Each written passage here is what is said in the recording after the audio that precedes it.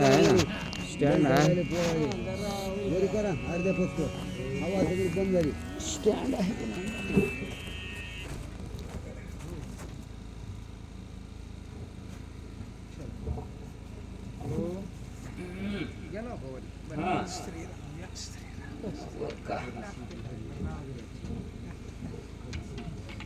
काय म्हणले महाराज?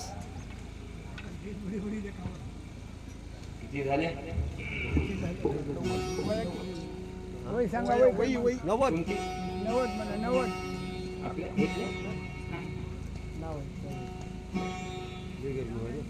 उघड करावं गरमाले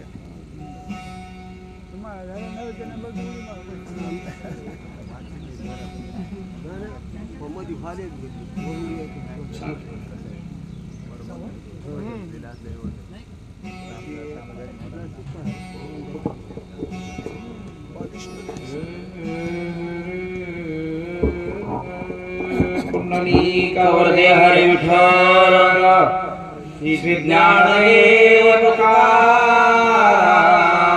राजा रामचंद्र भगवान की जय. कपिवर्य महारुद्र हनुमान की जय. प्रभु रामचंद्र भगवान की जय. श्री रामचंद्राय नमः. निर्धारिता निष्ठंक होशी बापुडा भिकारी रंक दीन कुब्ज होणी देख बळी पासे भीक मागसे कोणला बकाळ दिनाजीचा मंगळ पवित्र तो देहवाणी पुण्यवंत जो वदे अच्युत सर्व काळ. श्रीरामनगर अर्थात अकोली पाटी खालगाव पाटी आणि वारकरी सोपानरावजी मोठी मामा यांच्या कृपेने चालत असलेला हा लक्ष्मण शक्तीचा कार्यक्रम. त्यांचे चारही मुलं माधवराव असतील, विठ्ठलराव, तुकारामजी आणि बाळासाहेब. पुण्याचा संच असल्याशिवाय पुढे प्रारब्ध चांगलं भोगायला मिळत नाही सद्भक्तो. आणि म्हणून पुण्याचा संच तुमचा चांगला आहे. आणि एकच आहे, शुद्ध विजा पोटी फळे रसाळ मटी. आणि ती असावीत त्यांच्या कृपेने चालू त्यांचं तुम्ही चालवित राहिलं. मी त्यांना कालच तिथे बोललो. आता ते मी काय बोललो सांगणार नाही आज, कारण तुमच्या सर्वांच्या समोर आमच्या दोघांचं गुपित होतं ते. आणि म्हणून आपण शक्ती एक दिवस 2 दिवस करतो याच्यात नवल नाही. नामा म्हणे केशवराजा केला नेम चालवे माझा कन्या घरा घोगऱ्या. आठास कोणी सांगत नाही. यावेळेस या कलियुगामध्ये गुलाबजामुन निंबोळ्या तोडलेले माणसं तोडवाले. काय अठ्ठासन करायला याला महत्व नाही. किती दिवस चालवला बाबूरावजी याला महत्व नाही. आणि म्हणून हा अखंड नियम तुमच्या पश्चात मुलं चालवतील का नाही मला माहित नाही, पण तुम्ही तोपर्यंत तरी हा नियम चालवा अशी आमची एक सद्भक्त म्हणून. आणि फार मोठे एवढा मोठा माणूस होता, पण 2 हात कोपरापासून जोडत होता. आणि मग होय गुरुजी बरोबर आहे.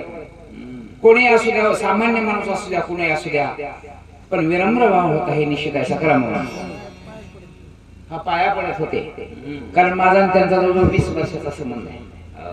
आणि म्हणून त्यांचा, कारण मी तुम्हाला 1 मिनिट ह्याच्यासाठीच घेतलाय की हा नियम एडा वाकडा कसाही चालतो, पण चालवा.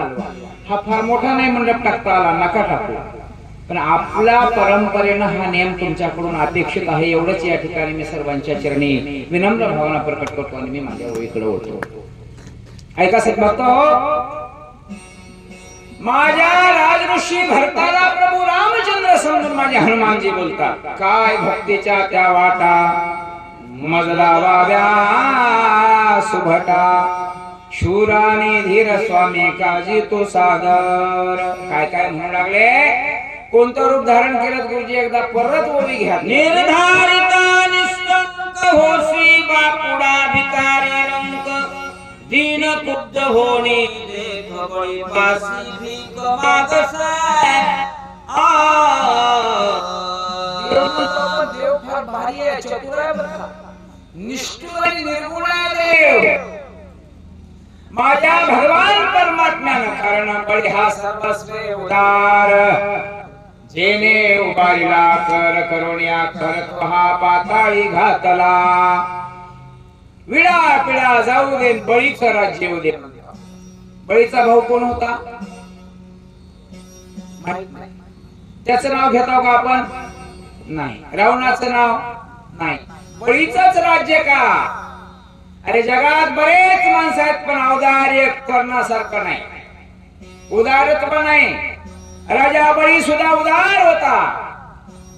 आणि मग भगवान परशुराम भगवान वामनाला वाटलं धर्मावरती ग्लानी निर्माण झाली की भगवंताला अवतार घ्यावा लागतो, तो आपलं कार्य करत असतो. वामनानं सांगितलं उदारत्व आहे का? काय काय वेळा तुम्ही म्हणता आताच कलियुगात खपत नाही, देवालाही बळीचं असणार औदार्य खपलं नाही. उदारत्व आहे का? म्हणे बघू तुझं उदारत्व. वामनाचं रूप धारण केलं त्या बळीराजाला, त्या देवानं. आणि बळीपाशी असणारा भीक मागायला गेला. याच्यातून एक आणखी संदर्भ निघतो. मोठ्या माणसानं सामान्य माणसाकडे भीक मागायला जायचं नाही, फजिती होते, शर्मेनं मान खाली घालावी लागते. आता कसं कसं बळीराजा काय काय करतो वामनाला ऐका पुढच्या ओळीमध्ये. बळीराजा चतुर भारे तेने ओळखोने निर्धारे द्वारपाळ धरोणे द्वारपाळ करे अद्यापि वरी तिष्ठत. देवाला वाटलं मी बळीला फसवणार, कारण या बळीचं उदारत्व देवाला खपना गेलं होतं. पण बळीराजा सुद्धा चोरावर मोर आपल्या भाषेचं सांगायचं झालं, ग्रामीण भाषेत बोलायचं झालं तर शेरा सव्वा शेर म्हणूया. बळीराजा चतुर होता. त्यानं 3 पान जमीन कुणाला मागितली? बळीला मागितली. बळीने सांगितलं 2 पान झाली, आता 3रा पान कुठं ठेवू? वामनानं विचारलं. बळीराजा म्हणले अरे कर्ण किती उदार होता, मी काल सांगितलं गोपीच्या ह्याच्यामध्ये सायखेड्यामध्ये. भगवान कृष्णाने बाण मारल्याबरोबर जमिनीवरती पडलेल्या कृष्णाला दात पाडून मागितला कुणी? भगवंताने. त्यावेळेस कर्णाने विचार केला मी दात कसा देऊ? जमिनीवरती मुंडकं आपटलं, त्या ठिकाणी दिलं. शेवटच्या निर्वाणीच्या समयापर्यंत सुद्धा माघार नाही, त्याला कर्ण म्हणून उदारत्व म्हणावं. बळीराजा चतुर होता. बळीराजाने सांगितलं काही असू द्या, मला दारवंटा याला करायला लावायचंय. मला एवढा मोठा वामन आहे ना, माझी परीक्षा घेतो का? माणसानं गरीबाची परीक्षा कधी घ्यायची नाही. समान समतेनं विचार, समानता आणि समता ही निर्माण केली पाहिजे. बळीराजाला विचारलं. बळीराजा म्हणले माझ्या डोक्यावरती पाय दे. तिथं पाताळात घातलं बळीला. पण बळीराजाने सांगितलं देवा तुला मी सोडणार नाही, आपला गारवंटा राखायला लागेल म्हणले. पुढं काय केलं ऐकूया. हे तुन लपताल वळसवाडे मागन सांडिती मागाडे मगा फुले मायेचे मडे निज निवाडे काढीसे. जिथं जिथं जाशील भगवान प्रभू रामचंद्राचा भाऊ प्रभू रामचंद्र समजून हनुमानजी बोलतात देवा कुठं जरी गेलास तरी मी तुला सोडणार नाही. कारण का? दुसऱ्याला फसव, रात्रंदिवस दिन रजनी मी तुझी भक्ती केलेली आहे. देव भक्ताचा अंकित असतो, तुला माहित नाही का देवा? आणि म्हणून मी तुला कुठेही जाऊ देणार नाही. कुठेही गेलास तरी काय? वामनाचं रूप धारण सोडलं गेलं. पुढं परशुरामाच्या रूपामध्ये होय. रडायचं नाही, योग्य काम वेळेत केलं पाहिजे, दादुलेपणानं वागलं पाहिजे. मग देव तिथेही त्या ठिकाणी पाहिलं तिथल्या रूपामध्ये. त्यावेळेस पुढची कथा काय झाली ऐका. लटिकेची मुकुलुनी धाय रणसिये माये माय लोक म्हणती झाले काय अपूर्व पाहे केवडे. परशुरामजी होते तिथं सहस्त्रार्जुन आले होते. खाऊन घेऊन घरी नेणे. माणसं असेच वागायलेत. जिथं खाल्ल्या केलेल्या जिथं आपण जेवण केलं किंवा जिथं राहिलो तिथला परोपकार त्या ठिकाणी नाही करता आला तर कृतज्ञ बनू नका माय बाप, हे लक्षात ठेवा. आणि भक्ती म्हणजे काय आहे? शुद्ध जगणे, शुद्ध वागणे, कोणीही जीवाचा न घडो मसर, भूत दया गाई पशुचे पालना, तानेल्या जीवन मना माझी, हीच भक्ती आहे. देवळात जाऊन 2-2 तास देवाला चोळणं म्हणजे भक्ती नव्हे. तिथं गेल्याच्या नंतर मग राग आला, जमदाग्नी चला परशुरामाकडं, आपल्याच माईला मारलं, सोंग घेतलं. देवाला सोंग घेता येतं, देवाचं सोंग माणसाने करायचं नाही बर का. मग माईला शिर उडवलं आणि मग धाय बोकलून तिथं परशुरामजी रडू लागले. हे जगाला दाखवायचे, जगाला दाखवण्याचा उद्देश वेगळा असतो, लक्षात घ्या. मतितार्थ राणा काय म्हणू लागले पुढे ऐका. हाताची पापा रोकडे किती मिळविली माकडे, सागरी तारोनिया गुंडे, लंका कैवाडे घेतले. हाताची पहा रोकडे, काय केले देवा? 18 पद्म वानर, 72 कोटी अस्वल, 56 कोटी माकडं जन्मविले. मला बी कधी कधी माणसं सांगताना प्रश्न पडते, मलाही प्रश्न पडला होता गुरुजी. काल तिकडे मी निवेदन केलं, माकडं का गोळा केले असते? 1993 ला भूकंप झाला होता किल्लारीला. माणसं मोठ्या यानं बघायला गेले होते, घडलेला प्रसंग विचलित मन करणारा होता. पण तिथं जाऊन माणसाने काही मडे उकरले का? काय केलं माहिती आहे तुम्हाला? सगळं मेलेल्या माणसाच्या अंगावरचं सोनं हडपून आणलं. पोलीस हे जे संरक्षणाला बसले होते का नाही, त्यांनी मग ते लंका सोन्याची होती. माझ्या प्रभू रामचंद्राला तेव्हा कळालं होतं, सोन्याच्या लंकेत हे जर माणसं नेले तर खिशे भरून आणल्याशिवाय राहणार बर का शास्त्री महाराज. देव चतुरा तो शिरोमणी, गुण लावण्याची खाणी. देव हुशार आहे आणि म्हणून देवा हे सोंग केलं, या सोंगाची सपाटणी तुमच्याकडून झाली पाहिजे का? एवढे माकडं गोळा केले, लंकेमध्ये काय गेला? 400 कोसाचा समुद्र काय बांधायला लावला असं. आता एखाद्या भागोबाई सारखा येऊन इकडे काय बसतोस? मनाची अवस्था बदलली की छिन्न विच्छिन्न म्हणत असत. माझ्या म्हणताच्या मनाची अवस्था बदलली आणि प्रभू भगवान इकडे असं समजून राजऋषी भरताला बोलू लागला.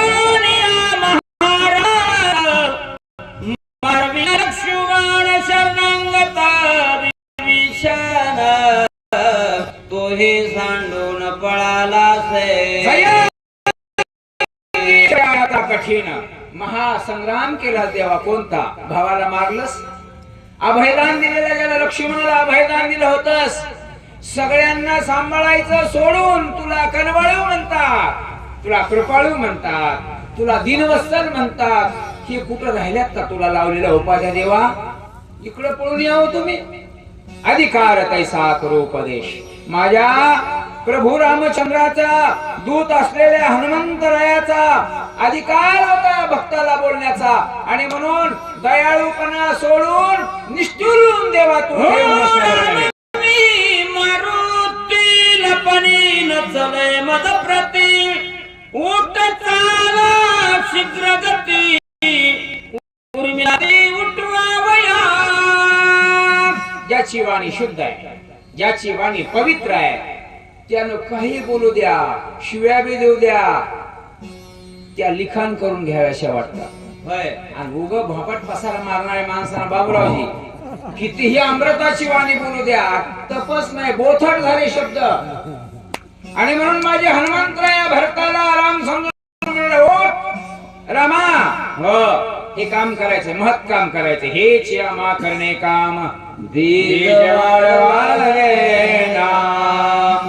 धर्माचं कार्य करायचंय, राम राज्याची उडुबा करायच्या, बांधवडी सोडवायच्या, देवाची बांधवडी सोडवायच्या, लंकेच्या गादीवरती बिभीषणाला बसवायचे न वाजत गाजत अयोध्येत जायचे.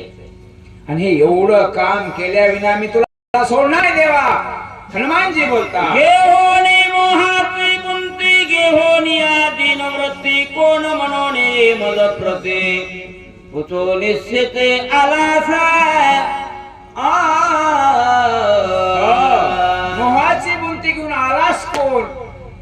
अरे हे सगळं कळतंय, न सांगता तुम्हा कळ येते अंतर. विश्वंभर परिहार चीन लगे. हा उपदेश कोणाला आहे? हा उपदेश जीवाला आहे. लक्षात घ्या माय बापू. पोट मोहाची बुंती घेऊन कोण आहेस मला विचारण्यासाठी आलेला. कधी कधी थांग पत्ता घेण्यासाठी, इत्यंभूत माहिती घेण्यासाठी रंग बदलून यावं लागतं. CID येतात ना, CBIची परीक्षा घेताना असं सांगत नाहीत माणसं. मग बाया कुचकुचत, ह्यानं असं करायला नाही पाहिजे, त्यानं तसं करायला नाही पाहिजे. पुरुषापुरुषामध्ये चर्चा होत्या, त्यातून ते घडलेला प्रसंग निष्पन्न होतो. म्हणून मला सांग कशासाठी आलास? ऐका पुढची. त्यासी मारितान लगे क्षण नयता पुची बांधणी नेईन सत्यदान श्रीरामा. रामा रामा सत्यदान श्रीरामा. मग श्रीरामच का? राम तैसा भरत. ध्यान मान रूप रेखा लावण्य दोन्ही सारखंच आहे ना. जरी त्या ठिकाणी भक्ताच्या रूपाने बघितलं, पण माझ्या हनुमंतासाठी दोघही भाऊ हे देवच आहे. एक लक्षात घे, महत्कार्य करायचंय, उठवायचंय. आता मगाशी सांगितलेल्या सगळ्या गोष्टी करायच्या. तर असं यायचं नाही ना देवा तुला. माझं रूप काय आहे प्रसंगाला दाखवेन मी, आणि माणसानं योग्य वेळी दाखवलं पाहिजे. सतत जर काही आपले प्रयोग करत गेलं तर त्याचा कोणी विचार करत नाही.